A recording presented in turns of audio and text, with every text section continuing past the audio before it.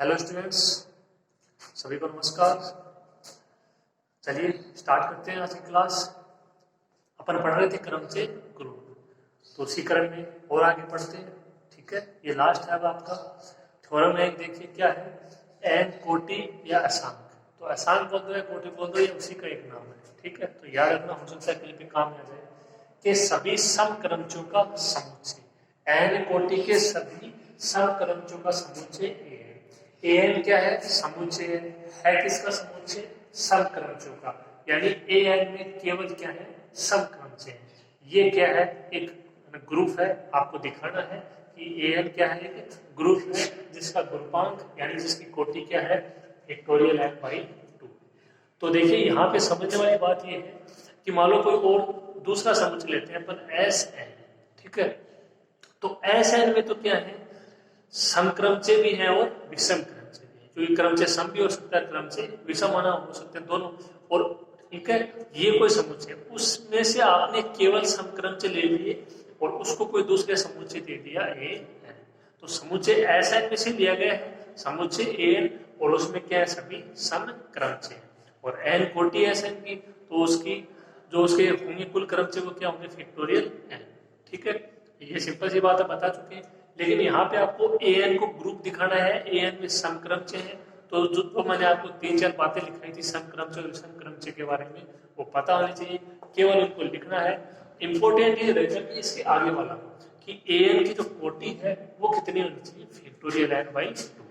ये इसमें थोड़ा सा इंटरेस्टिंग है, अच्छा है। ठीक है, तो अपन पहले तो इसको दिखाते हैं कि ए एन क्या है, एक ग्रुप है। ठीक है, चलिए शुरू करते हैं।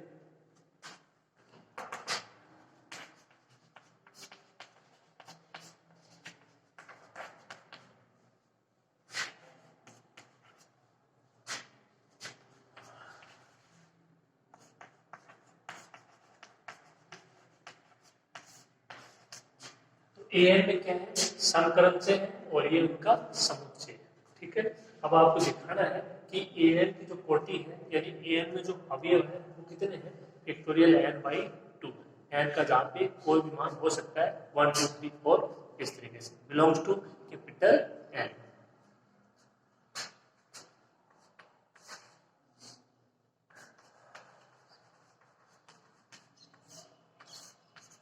अब देखिए जो ये लिखेंगे कंडीशन, ये आपको सब करवा चुके हैं, केवल इनको थ्योरेटिकल रूप में एक एक लाइन इनकी लिखनी है। कैसे, पहली समवर्तता, ए एन में से दो क्रमचय लेने हैं।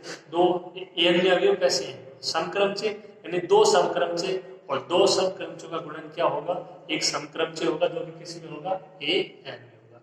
तो कोई भी आप ऐसा समुच्चय ले लीजिए, ठीक है, उसके कोई दो समक्रमचय ले लीजिए, मल्टीप्लाई करा लीजिए, समक्रमचय आएगा किसमें, उसी समुच्चय। ठीक है, तो लिख देते हैं इसको।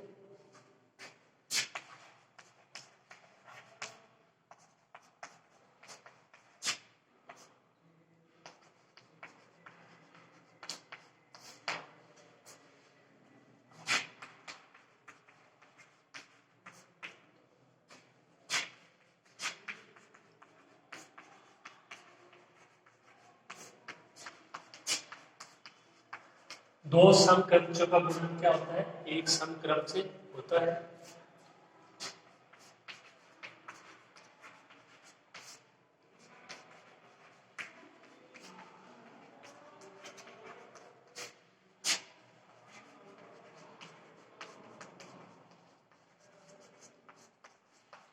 यानी पहली कंडीशन, क्रमचय गुणक संख्या वो ए एन में सम। ठीक है, इतना सा लिखना है बस।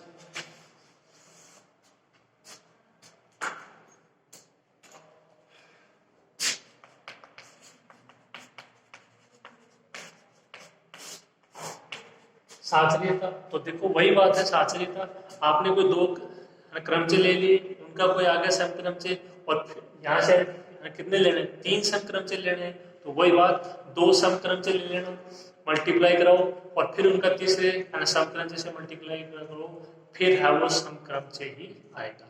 तो केवल यहाँ पे भी आपको इन चारों कंडीशन को लिखना ही है। प्रूफ आप किसी भी एग्जाम्पल के द्वारा कर सकते हो, आपको बहुत सारे एग्जाम्पल करवा दिए। ठीक है,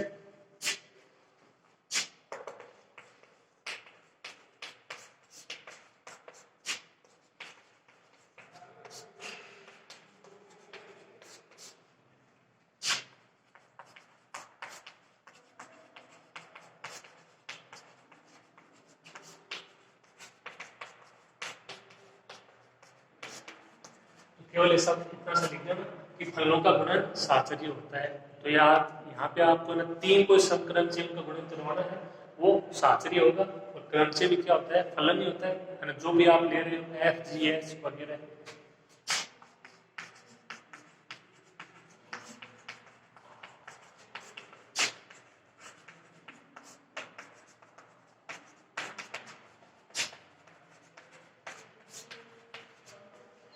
क्रमचय गुणन से क्रिया एन में साहचर्य। सिंपल लैंग्वेज है, आप इसको आसानी से लिख सकते हो।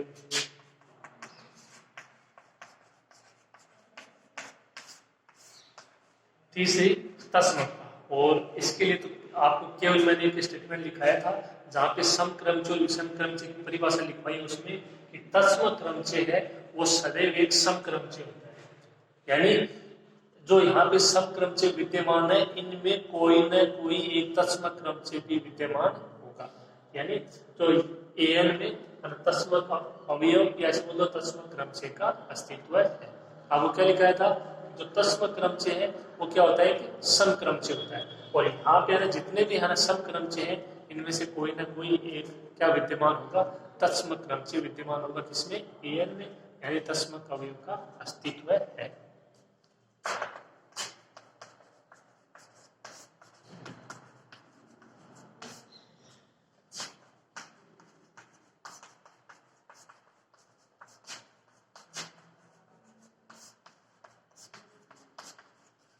तस्मक्रमचय क्या होता है, सदैव एक समक्रमचय होता है।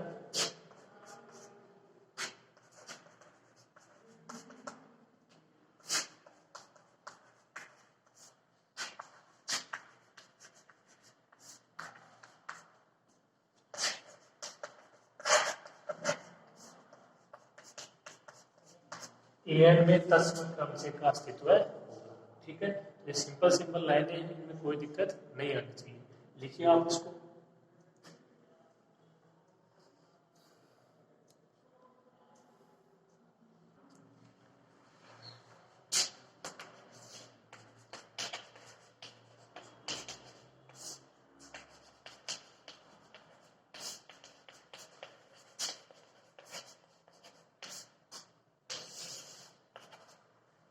प्रतिलोम क्रमचय का अस्तित्व है। तो यहाँ पे भी वही बात, आपको कोई एक एन में से अवयव लेना है, यानी एन में से कोई समक्रमचय लेना है। ठीक है, और उसका प्रतिलोम भी क्या होगा, एक समक्रमचय होगा। आप कोई भी समक्रमचय ले लीजिए। ठीक है, आपको एग्जाम्पल भी करवाया था। और बराबर में क्या आना चाहिए, आई तस्मक क्रमचय। सिंपल सी बात यह है कि प्रत्येक समक्रमचय का प्रतिलोम भी क्या होगा, एक समक्रमचय होगा। और इसका मतलब एन में क्या है, समक्रमचय है। तो एन में जितने भी समक्रमचय हैं उनमें कोई ना कोई एक अवयव ऐसा होगा, ठीक है, जो कि किसी क्रमचय का क्या होगा, प्रतिलोम क्रमचय होगा। अवयव की जगह आप क्रमचय समझ सकते। ठीक है,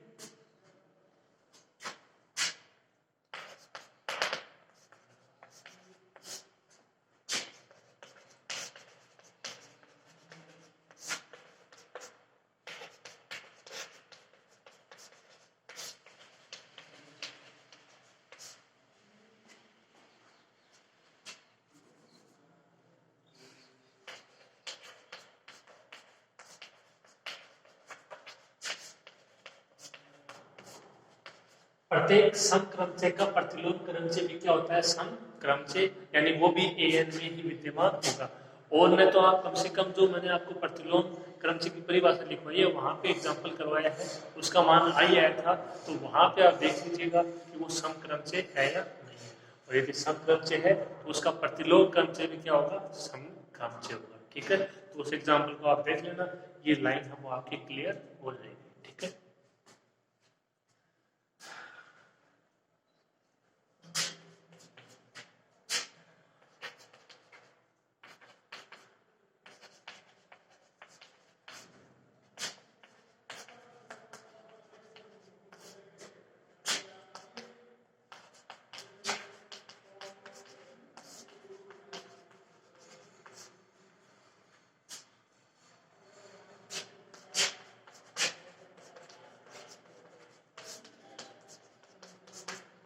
तो आप अपनी तरफ से किसी प्रकार से इसके लैंग्वेज लिख सकते हो। ए एन के प्रत्येक समक्रमचे, उसमें समक्रमचे ए एन में कि प्रतिलोम क्रमचे का अस्तित्व होगा, और वो किस में होगा, ए एन में ही होगा।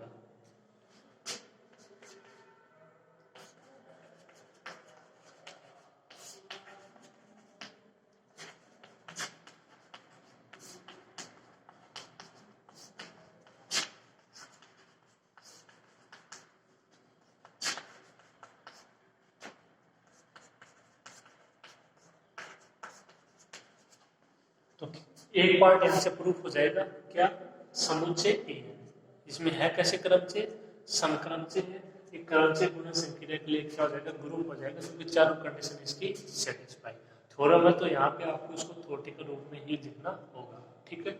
अब ज्ञात ये करना है, इंपॉर्टेंट जो इसका आगे वाला पार्ट है, कि जो ए एन समुच्चय जिसमें समक्रमचे हैं उनमें अवयव यानी उनकी कोटि क्या है, फैक्टोरियल n बाई 2 है। ध्यान रहे ए एन में केवल समक्रमचे, ठीक है। तो अपन को एक ऐसा समुच्चय लेंगे जिसमें समक्रमचे भी हैं और विषम भी हैं।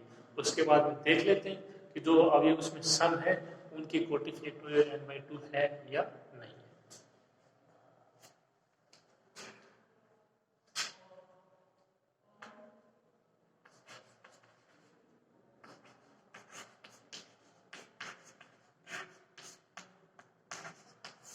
अब आपको ज्ञात करनी है ए एन की कोटि, ए एन का गुणांक।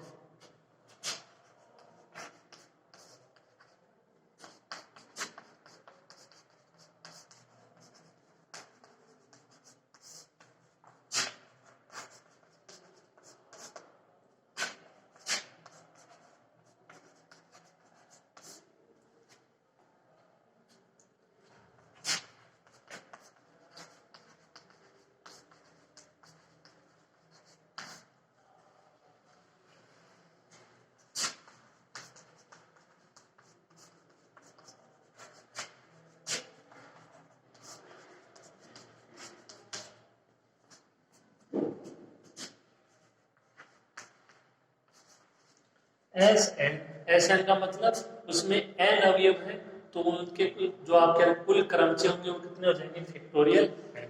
और वो एन अवयव क्या अपने को पता नहीं है, यहाँ पे अपन ने इसके लिख रहे हैं क्रमचे, समक्रमचे और विषम क्रमचे, ठीक है।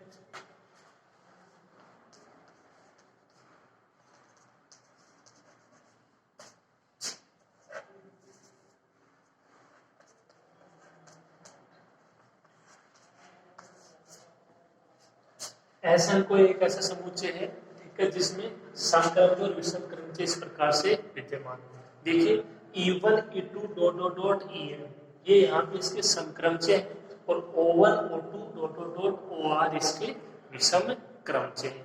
यानी अगर इसके अकॉर्डिंग देखें तो कुल क्रमचे कितने हो गए, m तो हो गए सम, ठीक है, जहाँ पे m का मान आपने को पता नहीं है क्या है, और r क्या हो गए, विषम। तो कुल क्रमचे m plus r, S N है, एन अवयव है, कुल क्रमचे फैक्टोरियल एन। तो यहां से इसके अकॉर्डिंग क्या बोल सकते हो, M plus R is equal to factorial N. इसके अकॉर्डिंग क्या बोल सकते हो, M plus R is equal to factorial N, जहां पे अपन ने E1 E2 EM तो क्या लिए हैं, समक्रमचे लिए हैं, और O1 O2 OR क्या लिए हैं, विषम क्रमचे लिए हैं, ठीक है। देखिए आगे,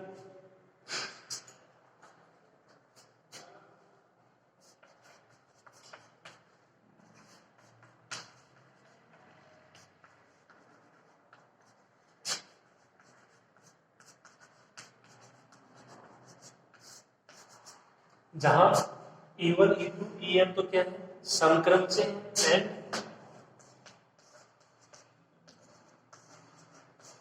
O1 O2 OR क्या है,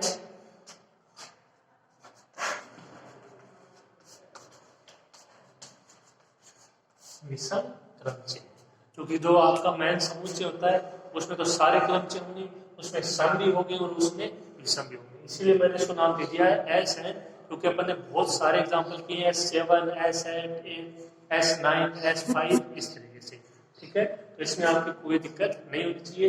इंपॉर्टेंट लाइन है वो इसमें यही है, अगर ये समझ में आ जाती है तो इसके आगे का पूरा पार्ट आपके समझ में आ जाएगा, ठीक है। ऐसा क्या है, पूरा समुच्चय है कोई जिसमें समक्रमचे भी हो और जिसमें विषम क्रमचे भी, दोनों प्रकार के। अब आपको यदि यहाँ से an का पूछ ले तो an में क्या हो, E1 इंटू EN, क्योंकि वो क्या है, केवल समक्रमचों का समुच्चय। अगर आप EN को लिखना चाहो तो ठीक है, लिखिए आप इसको।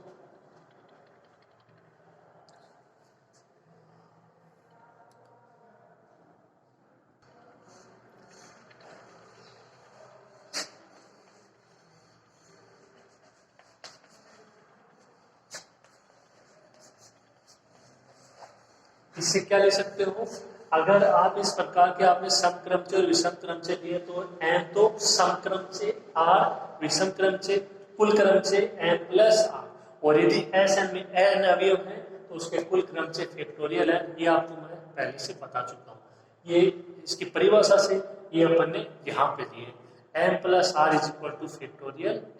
ठीक है, क्या पूछ रहा है, समक्रमचय।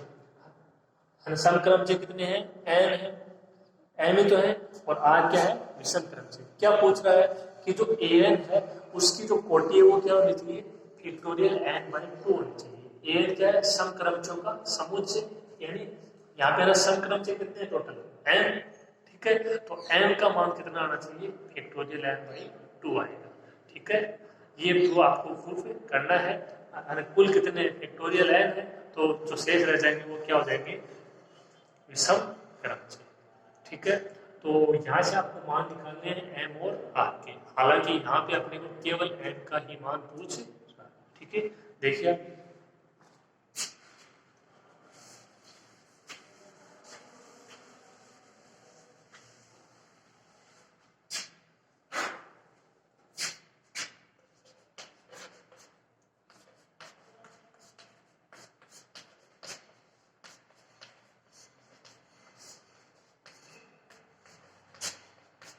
अब देखिए इसको करने का तरीका, आपको लेना है कोई पक्षांतरण। अल्फा क्या ले लिया, कोई पक्षांतरण। पक्षांतरण की परिभाषा पता होनी चाहिए, और पक्षांतरण एक विषम क्रमचय होता है, ये भी आपको पता होना चाहिए। ये दोनों चीजें करवाई हुई है कि पक्षांतरण क्या होता है, उसमें केवल दो अवयव, ठीक है, और पक्षांतरण एक क्या होता है, विषम क्रमचय। वो लाइन यदि याद है यहाँ पे अच्छे से तो ये थोड़ा देखिए। तब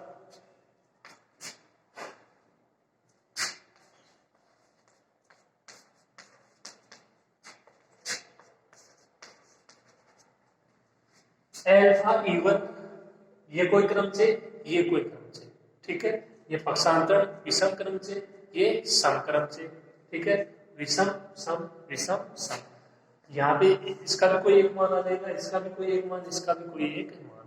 और वो मान आएगा कैसा, वो देखिए। एक विषम अल्फा एक पक्षांतरण है जो कि एक विषम क्रमचय होता है, और E1 क्या है, सम। आपने यहाँ पे बताया, तो एक विषम क्रमचय और एक सम क्रमचय का गुणन हमेशा क्या होता है, एक विषम क्रमचय होता है।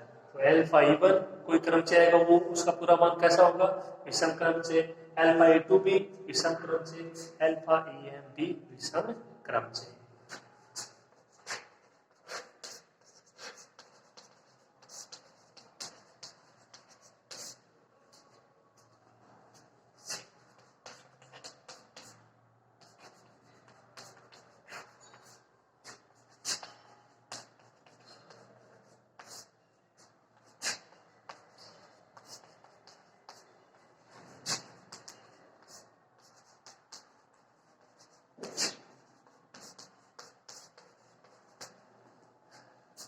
अल्फा कोई पक्षांतरण है, अब alpha E1, alpha E2, alpha EM सभी क्या हो जाएंगे, विषम क्रमचय हो जाएंगे। जहाँ पे ये सम है, ये विषम है, और दोनों का मल्टीप्लाई कराओगे तो क्या आएगा, विषम।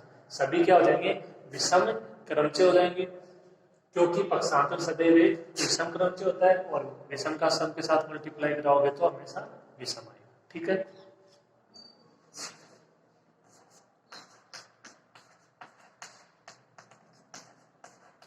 Alpha O1, alpha O2, alpha OR ये सभी क्या हो जाएंगे, ये अल्फा विषम, O1 भी विषम, और विषम इंटू विषम सम, तो ये सभी क्या हो जाएंगे,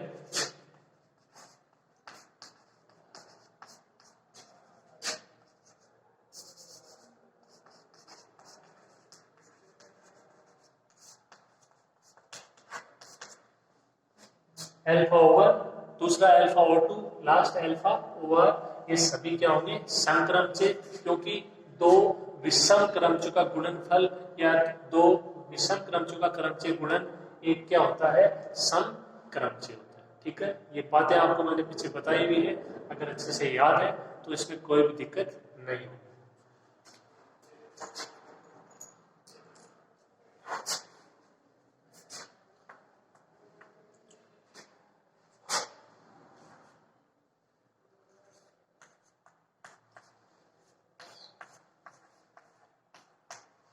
देखिए एक दो लाइन है, को देख लीजिए थोड़ा, हालांकि इनका रोल कम है इसको प्रूव करने में, लेकिन फिर भी देख लीजिए। Alpha E I not equal to alpha O J, जहां आई का मान है 1 2 से लेकर एन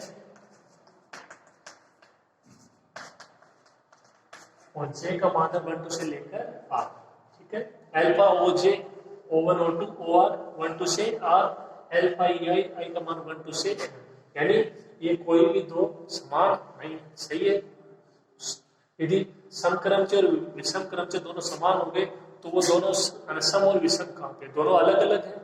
इसका मतलब alpha E I not equal to alpha G. तो सिंपल सी बात है, आप इसमें लिख सकते हो।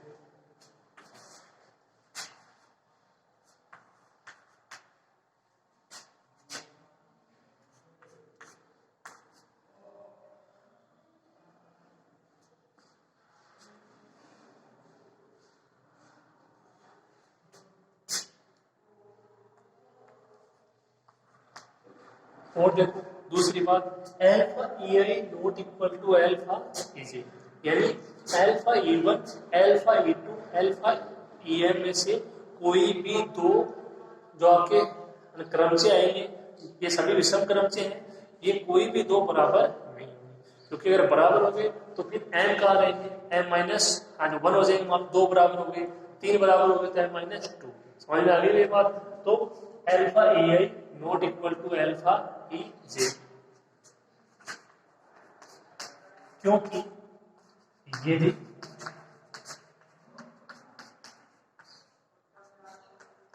Alpha E I equal to alpha J हो गया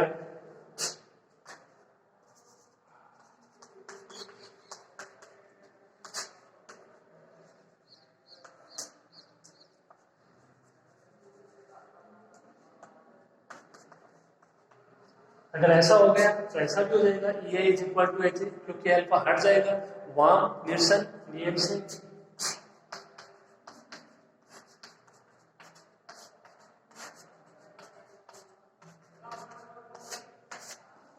और ये संभव नहीं है, क्योंकि E I is equal to H यानी E one E two E M में से कोई दो बराबर नहीं हो सकते, क्योंकि आपने लिए हैं एम सम क्रमचय। ठीक है, तो E I not equal to E जे।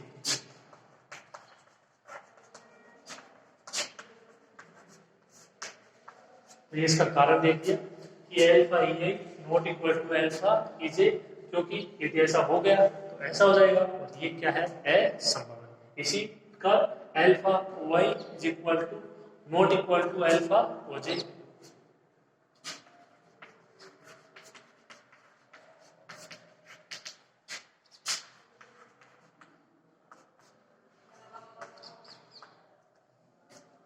यहाँ पे जो मान होंगे आई और जे के वो क्या होंगे, 1 2 से लेकर एम तक।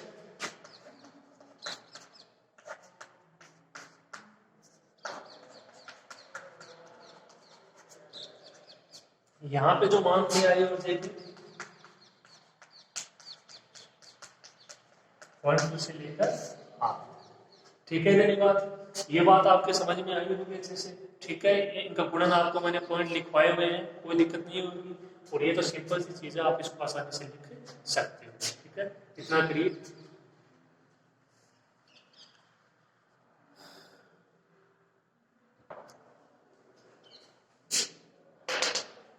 अब यहां से देखिए, जो ये आपने लिखा है नीचे, इससे इतना आप बोल सकते हो कि alpha E one alpha E two dot dot dot alpha E M और alpha O one alpha O two dot dot dot alpha O R में से कोई भी बराबर नहीं, इसीलिए ये अपन ने दिखाया। ठीक है, आगे देखिए।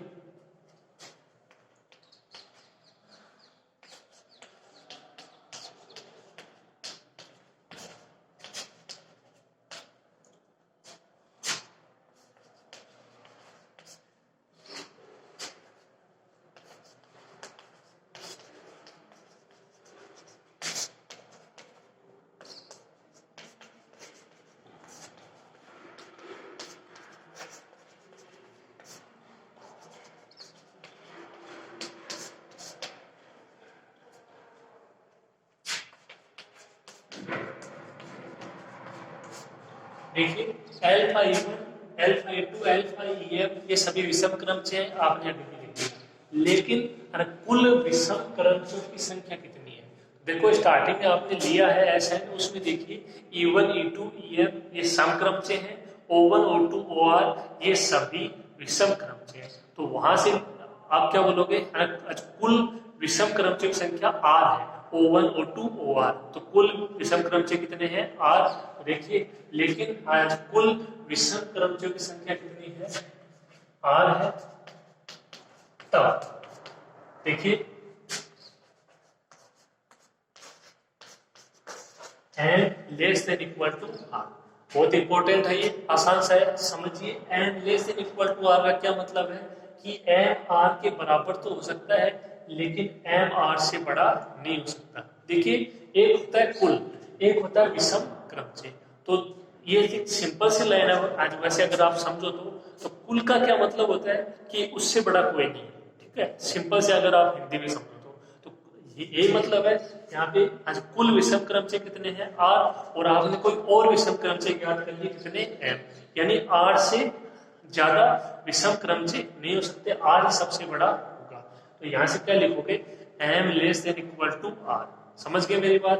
R कुल विषम क्रमचे, M आपने अन्य किसी माध्यम से विषम क्रमचे ज्ञात कर लिए, लेकिन वो R से बड़े कभी भी नहीं हो सकते, क्योंकि जो आपका आज कुल है उससे बड़ा कुछ भी नहीं है। अब कोई भी संख्या ले लीजिए, उसको करते हो कुल, आप उसका मतलब समझ गए हो, ठीक है। तो m less than equal to R, इसी का एक रूप और हो जाएगा। कैसे?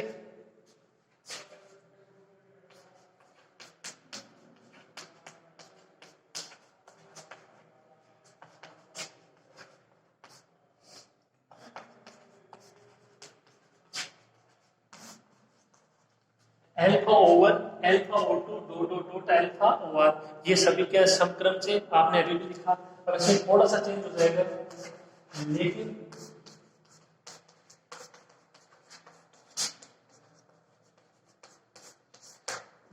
कुल समक्रमचों की संख्या कितनी है? m। लेकिन कुल समक्रमचों की संख्या m है, और m ही है E1, E2, dot dot dot EM। तो वो क्या थे? समक्रमचे। तो कुल संख्या m, यहां से आपने कितने लिखे? R। तो क्या हो जाएगा?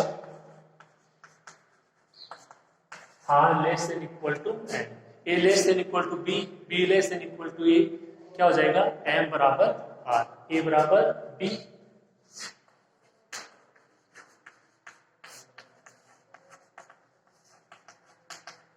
सभी का 2 है, 3 से क्या आ जाएगा? m is equal to R। Simple सी बात है ये, A less than equal to B, B less than equal to A, तो A बराबर B, m बराबर R। समीकरण 1 व समीकरण 4 से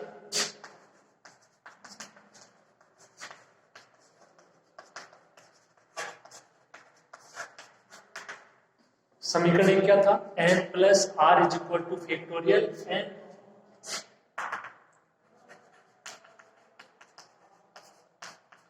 आपको मान ज्ञात करना है m का, ठीक है। R की जगह क्या अप्लाई कर दोगे? n, n plus m is equal to factorial n, 2m is equal to factorial n।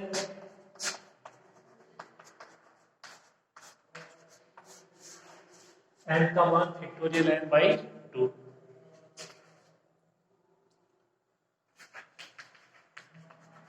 इसी प्रकार n की जगह r रखते हो तो r plus r factorial n, 2r factorial n, r बराबर फैक्टोरियल n बाई 2। तो यहां से क्या बोल सकते हो आप?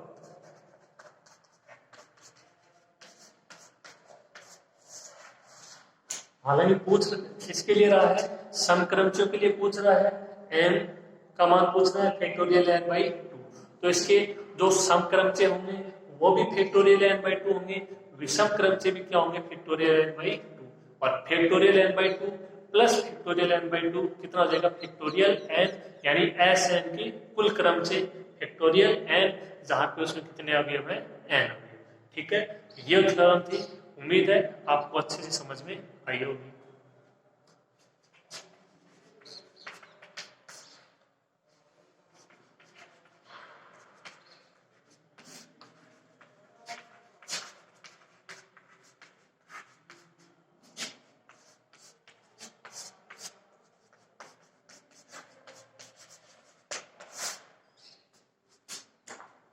तो समुच्चय an की कोटि क्या हो जाएगी, फैक्टोरियल n बाई 2 हो जाएगी। इसी प्रकार यदि आपका कोई दूसरा समुच्चय जिसमें विषम क्रमचय है तो उसकी कोटि भी क्या होगी, फैक्टोरियल n बाई 2 होगी। दोनों का योग करेंगे फैक्टोरियल n, और उतने ही क्रमचय होते हैं जहाँ पे किसी समुच्चय में n अवयव है। ठीक है, तो ये जो क्रमचय वाला चैप्टर है इसमें ये आपके ना दो ही थ्योरम थी इंपॉर्टेंट, इनको आप अच्छे से देख लेना। इनके अलावा यदि और कोई थ्योरम आती है तो वो यहाँ से नहीं आएगी। ठीक है, तो ये कहने का मतलब है कि केवल दो ही थ्योरम है यहाँ पे। ठीक है, आपको एग्जांपल बचे तो उनको और देखेंगे, इसके बाद में आपकी सेकंड यूनिट स्टार्ट करें। ओके, आज के लिए